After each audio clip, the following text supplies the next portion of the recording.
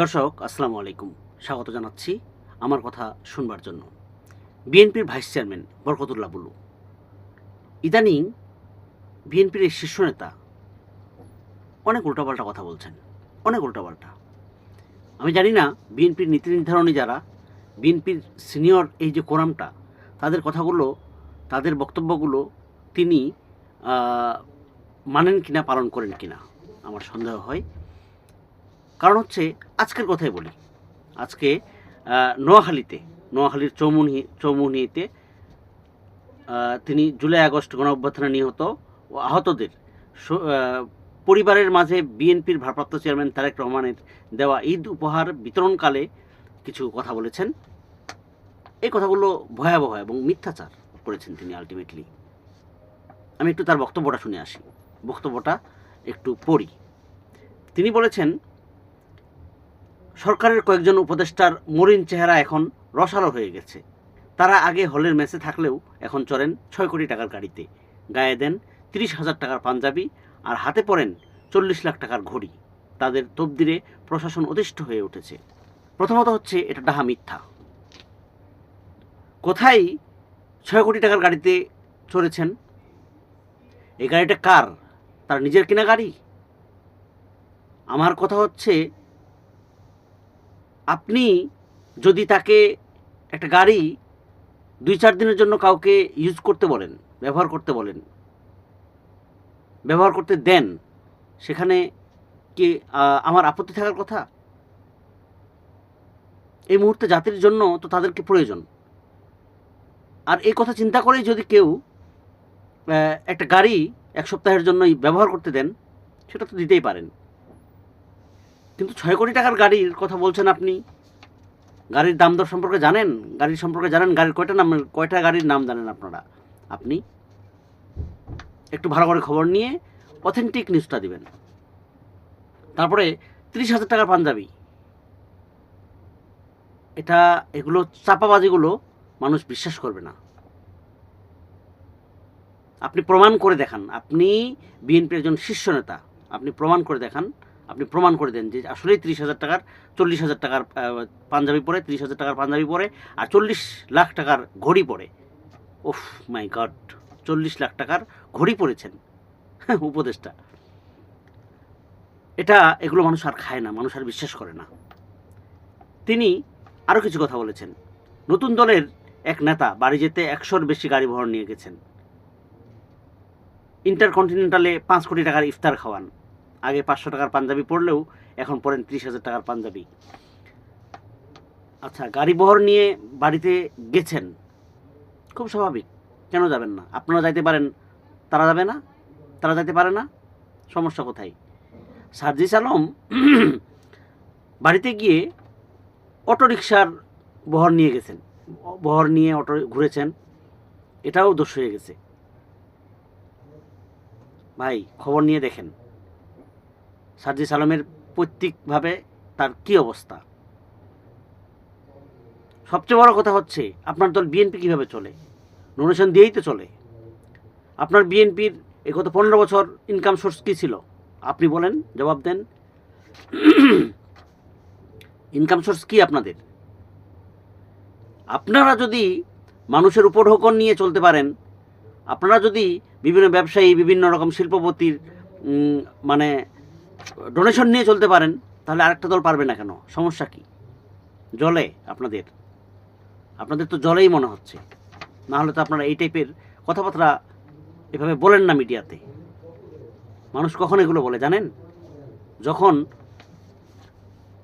আপনার কাছে তথ্য নেই, যখন আপনার কাছে অথেন্টিক কোনো ইনফরমেশন নেই, যখন আপনি পরাজিত, যখন আপনি যুক্তি দিয়ে পরাজিত, তখন আপনি এই টাইপের কথাগুলো বলবেন। তখন আমি এই টাইপের কথাগুলো বলবো। রাজনীতি একটা মহান পেশায় বলবো আমি। রাজনীতিবিদ যারা, তারা অনেক মহান কাজ করেন, দেশের কাজ করেন, জনগণের কাজ করেন। এই দলে দলে রেশারেশি, এই জিনিসগুলো থেকে বের হয়ে আসতে হবে।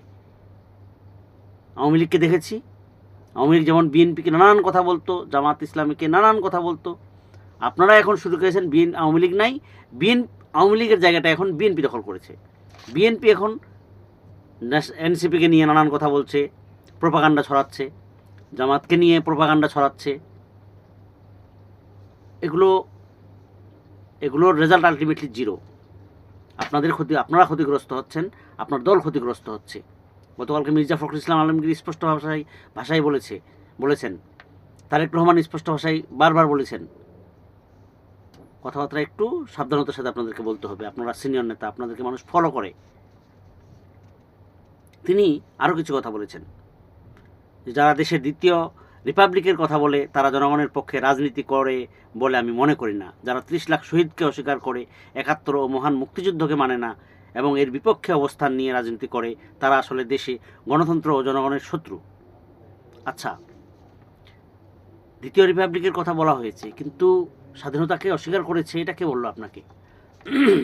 স্বাধীনতাকে মাথায় নিয়েই দ্বিতীয় স্বাধীনতা এটা বারবার বলা হচ্ছে। আপনারা এটুকু মাথায় আপনাদের যায় না? স্বাধীনতা 1971কে কেউ অস্বীকার করছে? এনসিপির কেউ অস্বীকার করছে? বারবারই একই ঢোল বাজাচ্ছেন আপনারা। ভালো করে বক্তব্যগুলো শুনবেন, তারপরে কোটেশন ইউজ করবেন।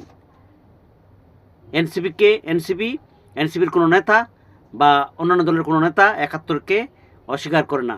ক্লিয়ার, এখানে একবারে ফুল স্টপ। এগুলো নিয়ে আর কথা বলা যাবে না। আপনারা উল্টাপাল্টা কথা বলবেন না, উল্টাপাল্টা ইনফরমেশন ছড়াবেন না। ফেসবুক, ইউটিউব, প্রচুর গণমাধ্যম, এখন প্রচুর মাধ্যম, তারা কিন্তু এই জিনিসগুলো, রিয়েল ফ্যাক্টগুলো তুলে ধরছে। সাধারণ মানুষ আগের মতো বোকা নাই। সামনে নির্বাচন হবে, খুব ক্রুশিয়াল একটা নির্বাচন হবে। আপনারা আসবেন কি আসবেন না সেটা পরের হিসাব। আমি চাই ব্যক্তিগতভাবে আপনারা আসেন, কিন্তু আপনাদের যা অবস্থা, আপনারা তৃণমূলকে ঠিক করেন, নিজেরা ঠিক হন। বিএনপি ছাত্র দলে মারামারি করে। গতকালকে ভিডিওটা দেখে আমি আশ্চর্য হয়ে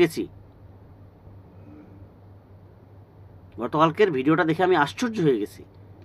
ছাত্রদল এবং বিএনপির দুই গ্রুপে মারামারি, কিভাবে মারছে একজন আরেকজনকে গ্রুপিং করে।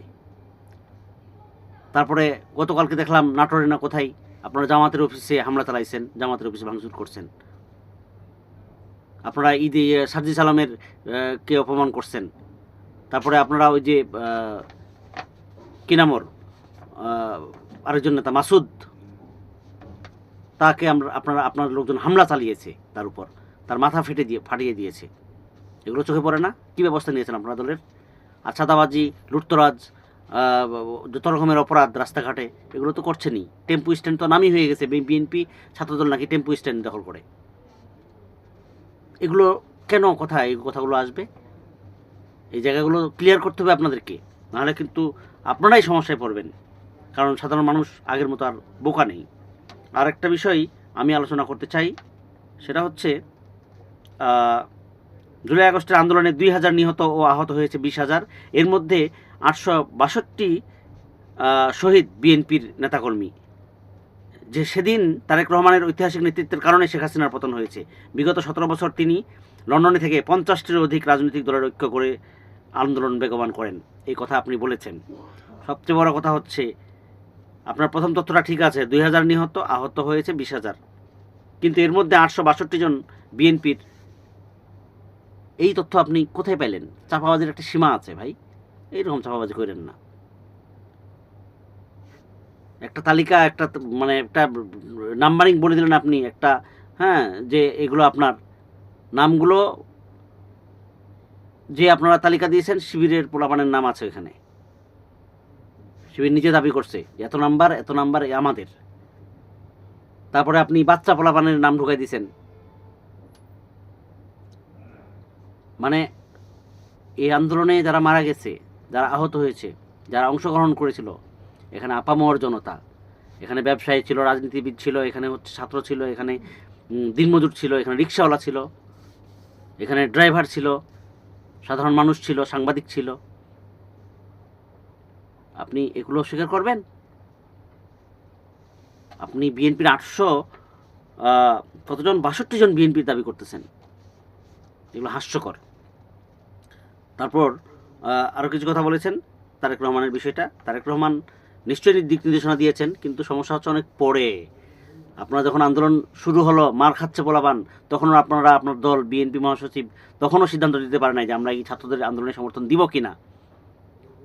ফাইনালি এই আন্দোলনের 12তম দিনে না 13তম দিনে, আমি যতটুকু জানি, ভুল হতে পারে, তারেক রহমান থেকে নির্দেশনা আসছে যে হ্যাঁ, ওদেরকে সমর্থন দেওয়া উচিত, বাট নট মাঠে, যে তাদের প্রতি অন্যায় করা হচ্ছে, অবিচার করা হচ্ছে, এটার প্রতিবাদ জানানো উচিত, মৌন সম্মতি দেওয়া উচিত। এইটাই করেছিলেন আপনারা।